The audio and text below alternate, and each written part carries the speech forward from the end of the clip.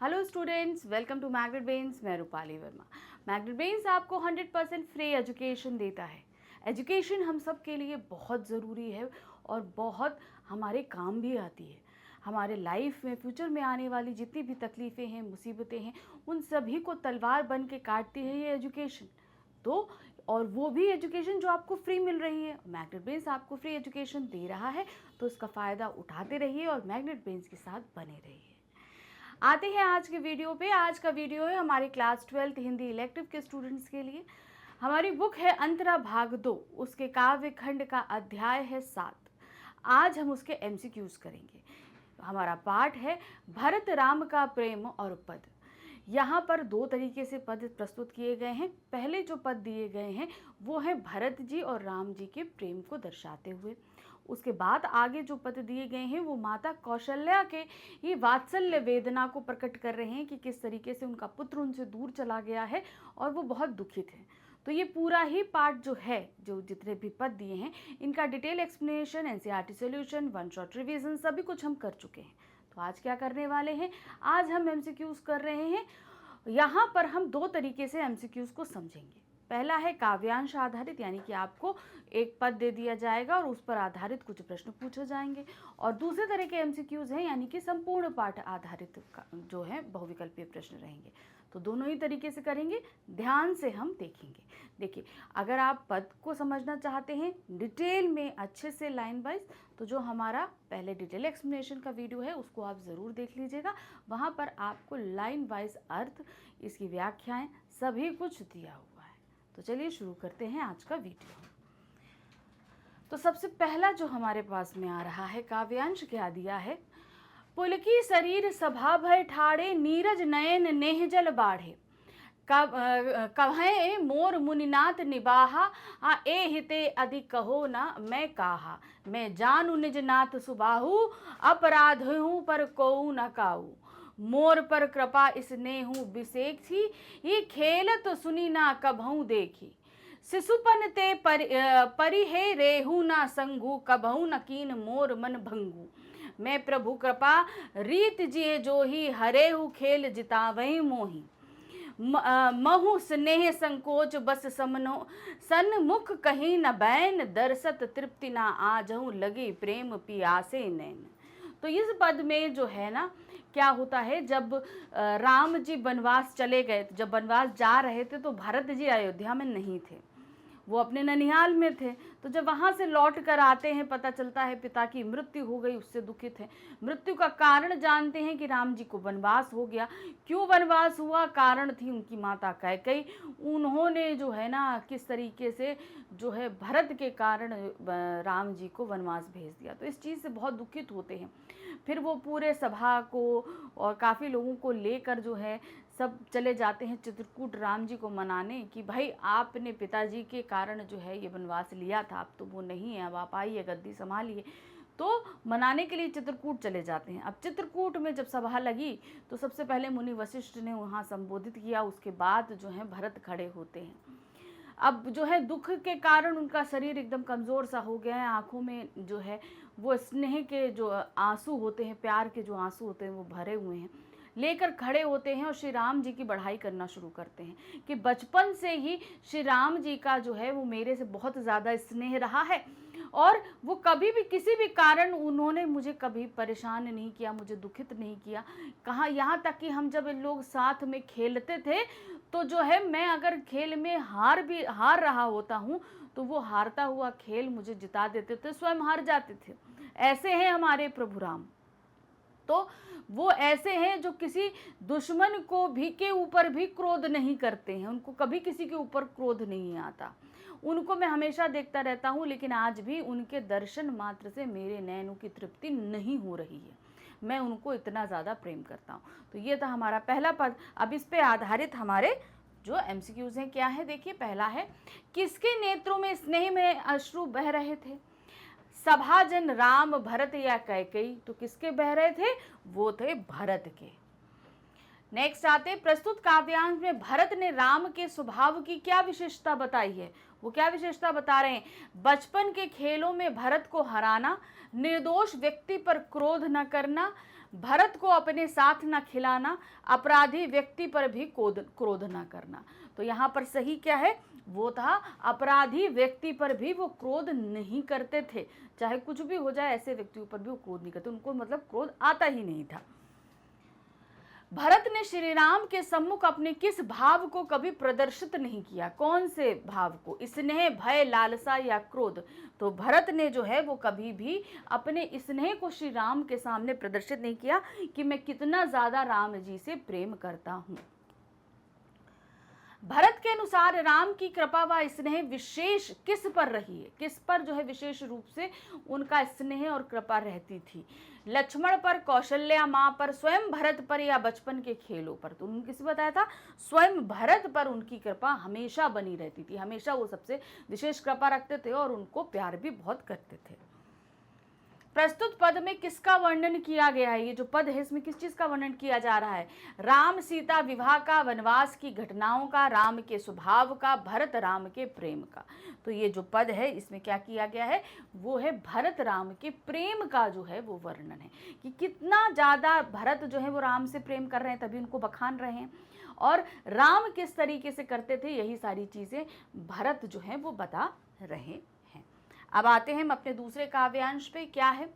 विधि न सकयु सही मोर दुलारा, नीच बीच जननी मिस पारा, यहू कहत मोहि अजुना शोभा, अपनी समुझे साधु सुचि को भा, मातु मंद में साधु सुचालू, उर अस आनत कोट कुचाली, फरही की कोदव बाली सुसाई, मुक्ता प्रसव की सग बुक काली, सपने हूँ दोसक ले सुनकाहू, मोर अभागा उद्धति अब भागू, बिनु समझे निज अध परिपाकू, जाहि जय जननी कहीं काकू, हृदय हेरी हारे सब ओरा, एक ही भांति भले ही भय भल मोरा, गुरु गोसाई साहिब सिहुरामू, लागत मोहि नीक परिणामू, साधु सभा गुरु प्रभु निकट कहेऊ, सुथल सती भाऊ, प्रेम सब पंचु की झूठ पुर जानू, मुनि रघाऊ। तो अब इस पद में जो है ना, अब श्री राम जी को जो वनवास हुआ उसका कारण, वो वनवास दिया था कैकेयी माता ने जो है दशरथ जी से बोला था, तो उनको भाई देना पड़ा था।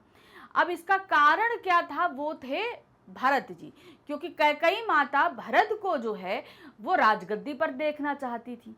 तो अब इसी चीज को वो बोलते हैं, क्या कहते हैं कि ये जो सारी प्रक्रिया हुई है इसका जो है दोष मैं क्या भाग्य को दूं या मैं अपनी नीच माता को दूं, क्योंकि उनके कारण ही ये प्रभु राम जो है यहाँ पर बैठे हैं। अगर मैं अपनी माता को नीच कहता हूँ, अपने भाग्य को दोषी देता हूँ, तो मुझसे बड़ा दोषी या अपराधी कोई, मतलब मैं अपने आप को साधु बोलूं और अपनी माता को नीच बोलूं, मैं ऐसा भी काम नहीं कर सकता। माता चाहे जैसी हो वो हमेशा प्रिय होती है, हम उनको भी दोष नहीं दे सकते। मैं भाग्य को भी दोष नहीं देता हूँ, तो इसका सभी सारा ही दोष मैं अपने ऊपर लेता हूँ कि श्री राम को जो यहाँ वनवास प्राप्त हुआ है इसका सारा दोष मेरा है।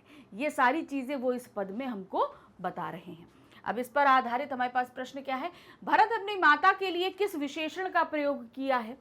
धर्म माता, नीच, अधर्मी या सदाचारी? तो उन्होंने क्या विशेषण दिया है? वो दिया है नीच विशेषण दिया है। भरत राम के दूर जाने का दोष किसे देते हैं? दशरथ को, राम को, स्वयं अपनी माता व स्वयं को, या कौशल्या को? तो उन्होंने किसको दिया है? वो अपनी माता और स्वयं को देते हैं कि हमारी वजह से जो है श्री राम जी यहाँ पर आए हुए हैं। भरत के अनुसार स्वयं को साधु तथा अपनी माता को नीच मानना किसके समान है? वो बोलते हैं कि मैं साधु हूँ और माता जो है वो नीच है। अगर हम ऐसा बोलेंगे तो वो कैसे, किस प्रकार का हो जाएंगे? करोड़ों दुराचारों के समान, न्याय के समान, शिष्टाचार के समान या सुकृत के समान? तो वो उन्होंने कैसा बताया है? वो हो जाएगा करोड़ों दुराचार, मतलब अपनी माँ की बुराई करना, मतलब कि करोड़ों दुराचारों मतलब बहुत बुरे कृत्य करने के समान होता है। भरत ने अपने दुर्भाग्य को किसके समान बताते हैं? अपना दुर्भाग्य वो किसके समान बता रहे? दुर्भाग्य उनका क्या है कि उनके प्रिय भाई जो राम हैं वो उनके साथ नहीं है। ये उनका सबसे बड़ा दुर्भाग्य है। और उनको वनवास जाने का सबसे बड़ा कारण क्या है? वो खुद स्वयं को मांग रहे हैं। तो ये सबसे बड़ा दुर्भाग्य है। तो क्या बता रहे हैं? अतः तालाब के समान, कीचड़ के समान, अतः सागर के समान या मोती के समान। तो उन्होंने अपने दुर्भाग्य को बताया है अतः सागर के समान। सागर जिसका कोई अंत, शुरुआत या कोई अंत नहीं, इतना बड़ा है सागर, उतना भी बड़ा उनका दुर्भाग्य है, क्योंकि उनके प्रिय भाई राम उनके साथ नहीं है और उनके साथ ना होने का कारण भी स्वयं वो खुद ही है। प्रस्तुत काव्यांश में भरत के किस स्वभाव की झलक मिलती है? इसमें कैसे कैसे स्वभाव, भरत का कैसा स्वभाव निकलकर सामने आता है? कपट व छल, निष्कपटता व विनम्रता, धूर्तता व चालाकी, विनम्रता या बेईमानी। तो यहाँ पर जो समझ में आ रही है वो है निष्कपटता और विनम्र, यानी कि उनके कहे गए बातों में किसी तरह का कपट नहीं है और विनम्र भाव से वो सारी बात को बयां कर रहे हैं। क्योंकि जिस सभा में ये बयां कर रहे हैं, जहाँ अपनी माता को ऐसा बोल रहे हैं, अपने स्वयं को सारा दोष अपने ऊपर ले रहे हैं, अपने दुर्भाग्य को बता रहे हैं, उस सभा में उनकी माता भी मौजूद है। तीनों माताएं, कौशल्या, कैकेयी, सुमित्रा, तीनों माता जो है वो वहां पर मौजूद हैं। उनकी मौजूदगी में वो ये सारे वचन बोल रहे हैं। अब आते हैं हम तीसरा काव्यांश पे। क्या दिया है? भूपति मरन प्रेम पनु राखी, जननी कुमति जगतु सबु साखी। देखी न जाही विकल महतारी, जाहि दुसहे जरपुर नर नारी। मही सकल अनरथ कर मूला, सो मुनि समझै सभै सब सूला। सुनी बन गबहू कीन रघुनाथा, करी मुनि बेस लखनु सिंह साथा। बिन पाहिन पदेहि पाए, सकौ साख रेहि एहि धाय। बहु निहारी निषाद स्नेहु, कुलीस कठिन उर भाग्य हूँ न बेहू। अब सबहु आँखि देखी आई, जियत जीव जड़ सबहि सहाई। जिहि निराखी में मिसापन बीछी, तजहि विषम विसु तापस तीछी। तेहि रघुनंदन लखु सिंह अनहित लाग जाही, तासु तने ताज दुहे दुख देहि सहाय। तो अब यहाँ पर क्या कह रहे हैं? दुखित तो वो थे ही, तो अब वो कह रहे हैं कि माता के कारण और मेरे कारण जो है प्रभु राम को जो वनवास हुआ है उसके कारण से वो सबके दुख का कारण बना। यहाँ तक कि पूरी अयोध्या वासियों के सामने, आप हमारे साथ नहीं चलेंगे तो मैं अयोध्या वासियों को क्या बताऊंगा, वो भी बहुत दुखित हैं। आप उनके साथ नहीं है तो वो भी, उनके दुख का कारण मैं बना हूँ। राजसी वस्त्र धारण करने वाले श्री राम, माता सीता और भाई लक्ष्मण को आज जो है उन्होंने सन्यासी वेश में, मतलब उन्होंने अपने राजसी वस्त्र त्याग कर वो सन्यासी वेश में यहाँ से निकले। वो पैर जो मतलब इतने कोमल थे, उनमें आज जो है किसी भी तरह की पादुकाएं नहीं हैं। वो इतने कठिन रास्तों पे जहाँ पर बहुत सारे कांटे बिछे हैं, उन पर वो नंगे पांव चल रहे हैं। मतलब ऐसी कोमलता भरे जीवन जीने वाला व्यक्ति आज इतनी कठोर जीवन में जी रहे हैं। मेरे प्रभु राम ऐसे हैं कि उनके कारण जो है बिच्छी सांप जो है वो अपने विष तक को त्याग देते हैं और आज जो है उनको इतने मुश्किल राहों पर नंगे पांव चलना पड़ रहा है। तो वो जो उनकी वेशभूषा, उन सबको देखकर भरत कितना दुखित हो रहे हैं, इस बात के भाव को उन्होंने इस पद में व्यक्त किया है। अब इस पे आधारित हमारे प्रश्न क्या है? किसे देखकर सांप और बिच्छू तक अपने भयंकर विष को त्याग देते हैं? कैकेयी, भरत, राजा दशरथ या राम को? तो किसको देखकर त्यागते हैं? वो है राम को देखकर अपना सारा विष सब कुछ त्याग देते हैं। श्री राम वन कैसे गए थे? वनवासी वस्त्रों में राशि वस्त्रों को त्याग कर नंगे पैर, उपरोक्त सभी। तो यहाँ पर उन्होंने ये सारे किए थे, तो हम क्या होंगे? उपरोक्त सभी होंगे। श्री राम के वन गमन का साक्षी कौन रहा है? भगवान विष्णु, भगवान ब्रह्मा, भगवान शंकर या नारद मुनि? तो यहाँ पर उनके वन गमन का साक्षी जो है वो रहे हैं भगवान शंकर। मही सकल अनरथ कर मूला पंक्ति के माध्यम से भरत स्वयं को किसका दोषी मानते हैं? पिता की मृत्यु का, माताओं की व्यग्रता का, अयोध्या वासियों का शोक का या उपरोक्त सभी का? तो यहाँ पर वो जो दोषी मान रहे हैं वो उपरोक्त इन सभी का है, क्योंकि उनके कारण जब वनवास प्राप्त हुआ तो पिता दशरथ की मृत्यु हो गई दुख के कारण। माताओं को व्यग्रता हुई क्योंकि प्रिय पुत्र वहां से चले गए। अयोध्यावासी परेशान दुखित हुए, क्यों? क्योंकि श्री राम चले गए। इस वजह से इन सभी के दुखों का कारण जो है वो भरत ही रहे हैं।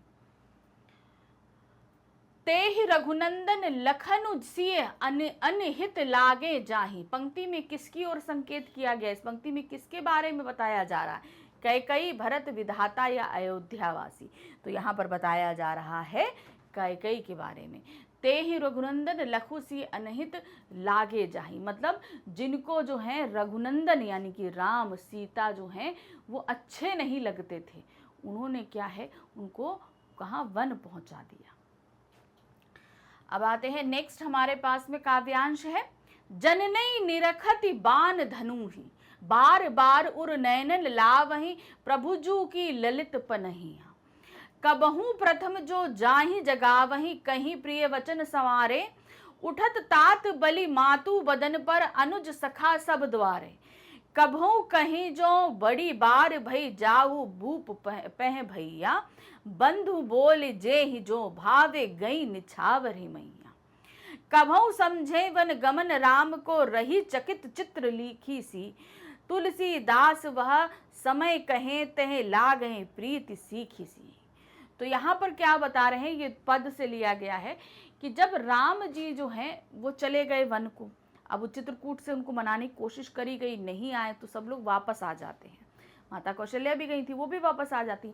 अब मगर दुखित तो है ही हैं, क्या है बार बार उस दुख में वो श्री राम के कक्ष में चली जाती हैं, उनके जो है बचपन के धनुष बाण, उनकी जूतियों को देखती हैं, निहारती हैं, आंखों पे लगाती हैं, और फिर वो पुराने समय में चली जाती हैं कि सुबह सुबह है वो श्री राम को उठा रही हैं कि उठो तुम्हारे मित्र आ गए हैं, पिताजी तुम्हारे उठने का इंतज़ार कर रहे हैं, अपने मन का नाश्ता करो।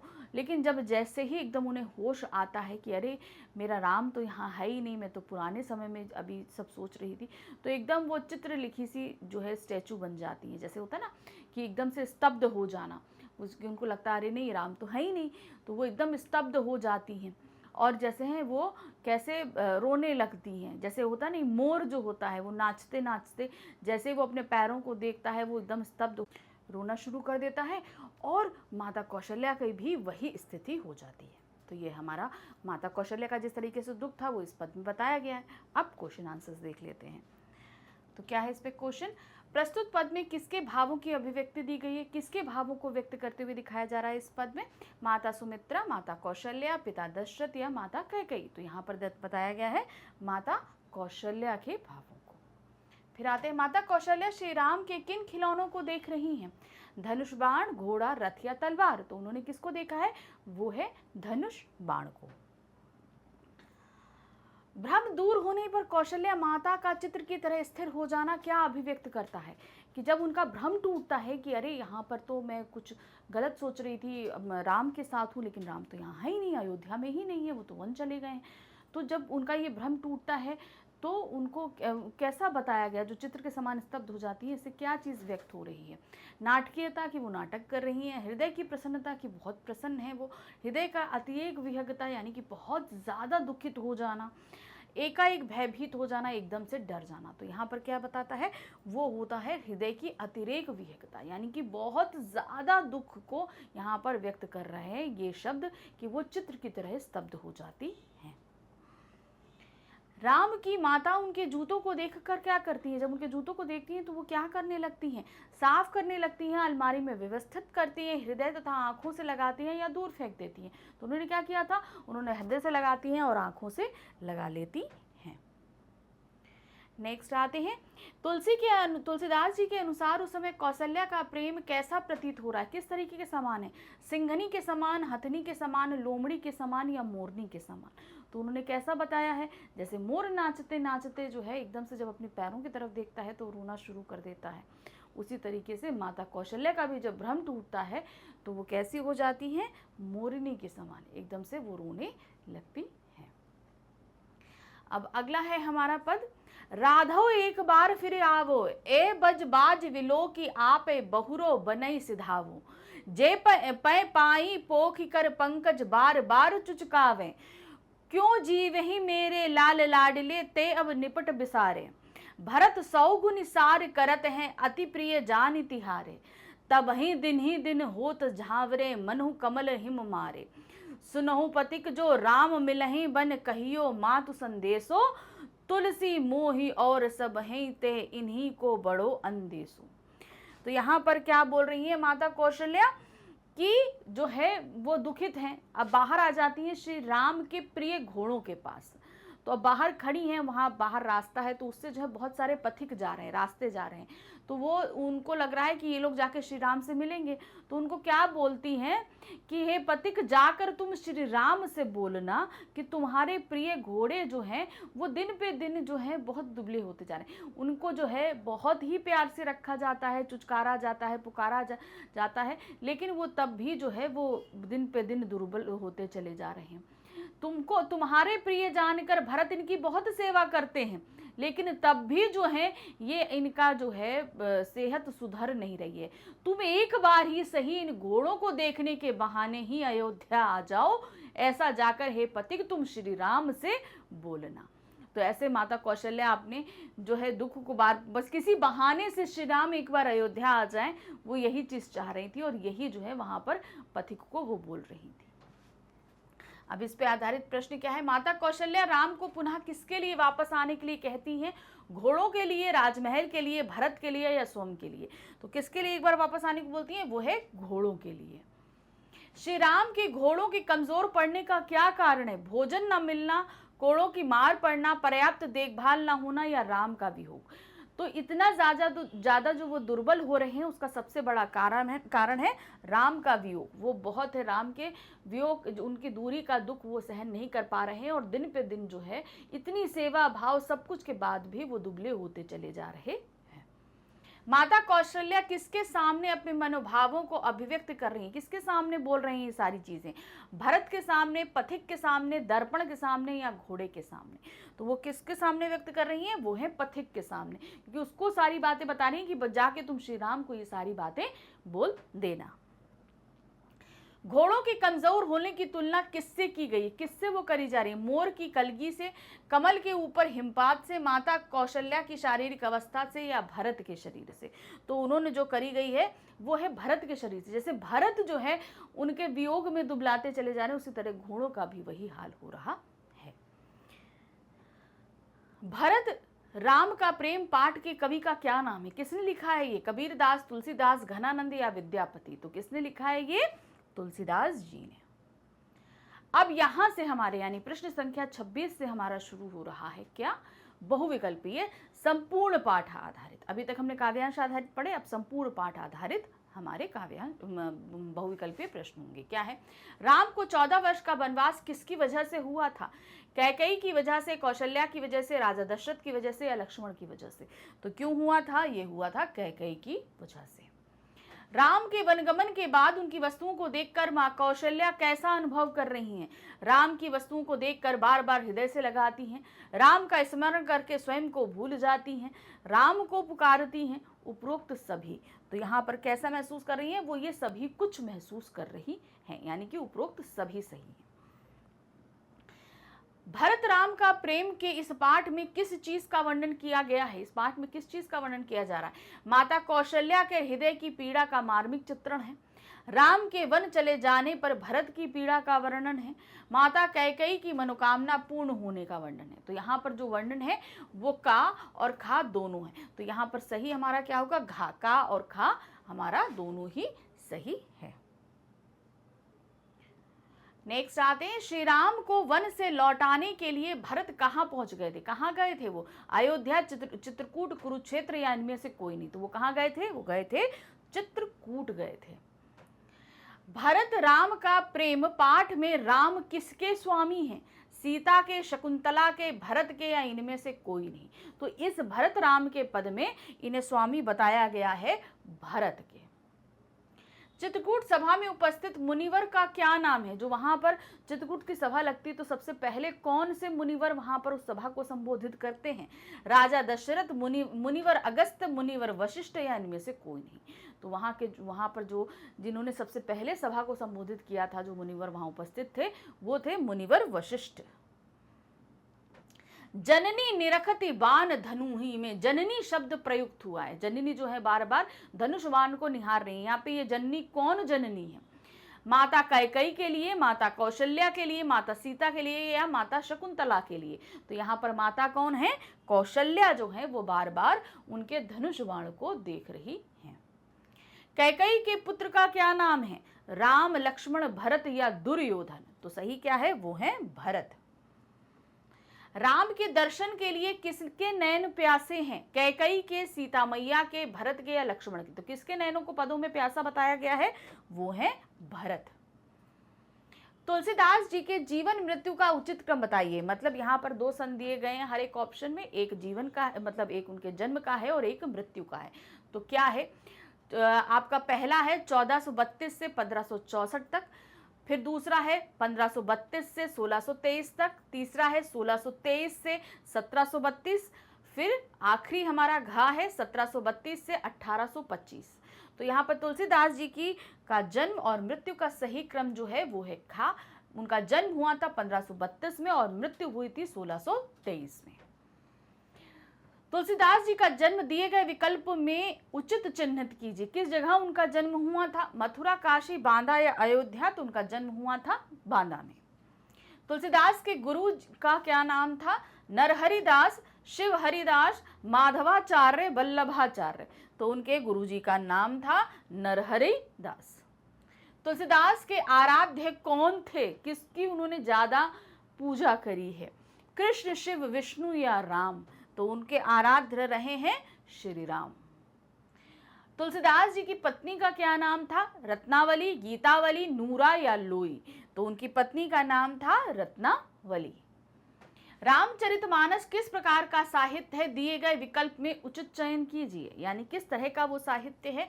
उपन्यास है, नाटक है, कहानी है या महाकाव्य है? आप अगर इसको पढ़ेंगे तो ये क्या है? ये काव्य है सबसे पहली बात तो, और बहुत बड़ा है, इसलिए इसको क्या बोला जाता है? महाकाव्य। तुलसीदास की रचना का चयन करिए। इसमें कुछ रचनाएं दी गई हैं, इसमें तुलसीदास की रचना कौन सी है? विनय पत्रिका, गीतावली, कृष्ण गीतावली या उपरोक्त सभी? तो ये सारी ही जितनी रचनाएं हैं ये सभी तुलसीदास जी की हैं और इसलिए हम यहाँ पर लगाएंगे उपरोक्त सभी। भरत राम का प्रेम रामचरितमानस के किस कांड से संबंधित है? यानी कि ये जो हमने लिया है भरत राम का प्रेम, भाई हमारे जो क्या कहते हैं रामचरितमानस है ये कई खंडों में विभक्त है। तो हर खंड का नाम है, तो ये कौन से खंड से लिया गया है? बाल कांड, अयोध्या कांड, अरण्य कांड या सुंदर कांड? तो ये जो लिया गया है वो है आपका अयोध्या कांड से। भरत वन में राम के पास क्यों गए थे? किस लिए गए थे भरत राम के पास वन में? यानी कि चित्रकूट किस लिए गए थे वो? राज्य अभिषेक के लिए, राम को मनाने के लिए, वन घूमने के लिए या राम की रक्षा के लिए? तो वो किस लिए गए थे? वो गए थे राम जी को मनाने के लिए कि आप वापस आइए और राजकाज संभालिए। सभा किस स्थल पर लगाई गई थी? कौन सा स्थल था जहां सभा लगी थी? अयोध्या, किष्किंधा, लंका या चित्रकूट? तो लगी कहाँ थी? वो थी चित्रकूट पर लगी। सभा में सर्वप्रथम किसने अपनी बात को रखा था? किसने सबसे पहले अपनी बात को रखा? कैकेयी, मुनि वशिष्ठ, भरत या लक्ष्मण? तो सबसे पहले जिसने रखी थी अपनी बात वो थे मुनि वशिष्ठ। भरत ने मुनिनाथ कहकर किसे संबोधित किया था? मुनिनाथ किसको बोले उन्होंने? राजा जनक को, मुनि वशिष्ठ को, ऋषि गौतम को या श्री राम को? तो मुनिनाथ को उन्होंने किसको बोला था? वो बोला था श्री राम को। बचपन में भरत को खेल में कौन जितवा देता था? राम, लक्ष्मण, शत्रुघ्न या राजा दशरथ? तो कौन जितवाता था? वो थे भरत को जिताने वाले श्री राम। भरत राम का प्रेम तुलसीदास कृत साहित्य किस भाषा में लिखा गया है? जो भरत है रामचरितमानस जिस पूरा जहाँ से खंड अयोध्या कांड से लिया गया है ये किस भाषा में है? ब्रज भाषा, खड़ी बोली, अवधी भाषा या मगही भाषा? तो ये पूरा ही महाकाव्य जो है अवधी भाषा में लिखा गया है। सुचाली का उचित क्रम, उचित विकल्प चयन कीजिए। सुचाली का जो है उचित अर्थ क्या होता है? सुंदर चाल, सुंदरता, सदाचारी या उदार? तो यहाँ पर सुचाली का तात्पर्य होता है सदाचारी, यानी कि जिसका आचरण अच्छा हो, अच्छा आचरण वाला, जैसे श्री राम थे। इस प्रश्न के साथ हमारे इस पाठ के प्रश्न उत्तर जितने हैं वो खत्म होते हैं। आप सभी को अच्छे से समझ में आ गया होगा कि कैसे कैसे प्रश्न पूछे जाएंगे, तो अच्छे से इनको तैयार करिएगा अपने एग्जाम्स के लिए। मैग्नेट ब्रेन्स आपको 100% फ्री एजुकेशन देता है। ये सिर्फ आपको कुछ वीडियोस फ्री नहीं देता कि हम आपसे बोल रहे हैं कि 2 वीडियो फ्री आपको दे रहे हैं और आगे आपको ये कूपन परचेज करना पड़ेगा, ऐसा यहाँ पर कुछ भी नहीं होता। आपके लिए यहाँ पर किंडरगार्टन से लेकर क्लास 12 तक के हिंदी मीडियम, इंग्लिश मीडियम सारे ही वीडियोस 100% फ्री रहते हैं। आपके लिए ये सारे वीडियो हमारे यूट्यूब पे, हमारी वेबसाइट पे, हमारे ऐप पे आपको 100% फ्री मिल रहे हैं। इसके लिए आपको कुछ भी पेमेंट नहीं करना है। आप जितनी बार चाहें इन वीडियोस को देख सकते हैं और देखकर अपनी स्टडीज़ को बहुत ही आसान बना सकते हैं। डेली अपडेट्स के लिए आप हमारे सोशल अकाउंट से भी जुड़े रह सकते हैं, जिनमें इंस्टाग्राम, टेलीग्राम आपका है, साथ ही आपका फेसबुक, सभी पे आपके डेली अपडेट्स आते रहते हैं। तो इन पर भी आप जो है जुड़े रह सकते हैं और जो है इनको देखते रहिए। देखने के लिए धन्यवाद। ध्यान रखिए हमारे चैनल को आपको लाइक, सब्सक्राइब, शेयर भी करना है, क्योंकि इसी के माध्यम से आपका प्यार हम तक पहुंचता रहता है। Thank you for watching. Bye bye.